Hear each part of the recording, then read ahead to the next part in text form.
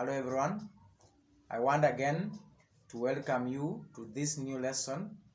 Remember, in this lesson we are going to focus on what can make a sign language teller or a sign language interpreter famous, not only in the region you are residing but also in the whole country. So there are a number of factors that we as interpreters should practice in order to become famous.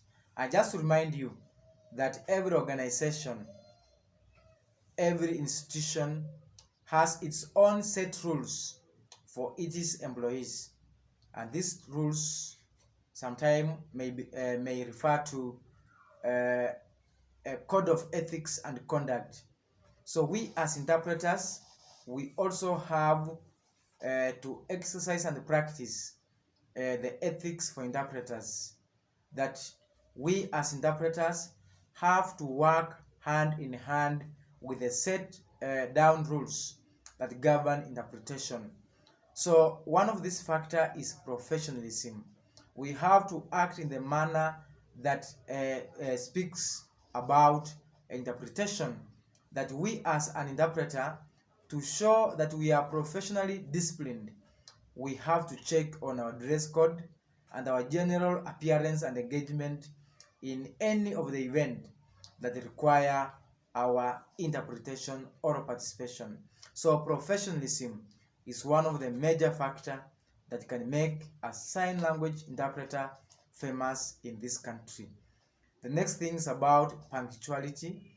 Time management is very important, and it's one of the core factors in any institution, that anyone who is able to manage his or her own time will always succeed in whatever thing he or she engage in. So we as interpreters, we should also manage our time properly, especially during interpretation and when reporting to the event or activities where we are going to participate.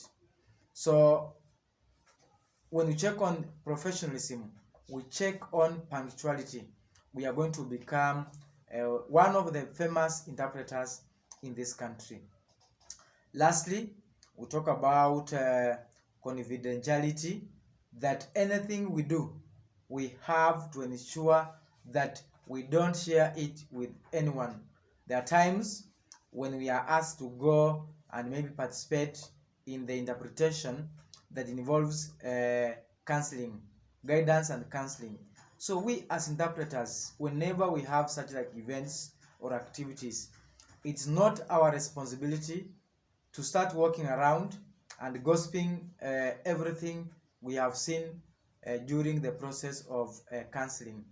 We as interpreters, we have to ensure that we only take what belongs to us. So meaning to say, we have to act in the manner that is set up with the Kenya National Association for the Deaf and also for the Kenya Sign Language Interpreters Association, so that in the long run, as we interpret, we don't infringe the rights of people with hearing impairment. Otherwise, as you practice, remember to act in a professional way as a sign language interpreter.